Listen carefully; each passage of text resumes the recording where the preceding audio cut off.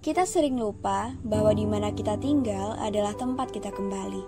Selama ini mungkin kita sibuk mencari siapa, hingga apa yang seharusnya dicintai justru diabaikan begitu saja.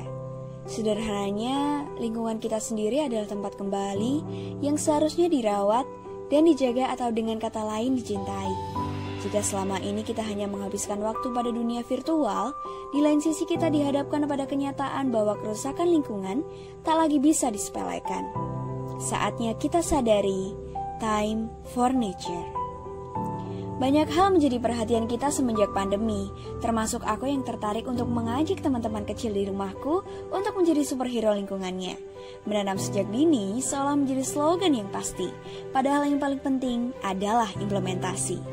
Selama pandemi, kebutuhan plastik tentu saja meningkat karena kita dianjurkan untuk di rumah saja, sehingga delivery order menjadi salah satu solusi. Sayangnya, solusi ini justru menimbulkan masalah baru dengan menumpuknya sampah di lingkungan. Sebenarnya, kita bisa berperan loh dalam hal itu untuk mengurangi penumpukan sampah di lingkungan. Kami biasanya melakukan daur ulang kemasan plastik sekali pakai agar bisa digunakan kembali. Cara sederhananya dengan membuatnya menjadi pot dan tanaman di dalamnya. Kegiatan ini bukan hanya sekedar mengajarkan mereka untuk melakukan daur ulang, tetapi juga memberikan contoh bahwa jika diolah dengan baik, sebenarnya sampah yang biasanya menumpuk bisa loh digunakan kembali. Atau dengan kata lain, sebenarnya aku sedang berusaha untuk mengenalkan adanya prinsip dari reuse dan recycle untuk ditanamkan. Ternyata dari hal sederhana tadi, bukan hanya melatih mereka untuk menjadi pahlawan lingkungan, tapi juga mengarahkan mereka menjadi anak yang kreatif, mau untuk mencoba, dan berani untuk melakukan tantangan dengan cara mengajak mereka ikut mengambil peran dalam menghias produk daur ulang. Bukan hanya reuse dan recycle yang dapat kita kenalkan.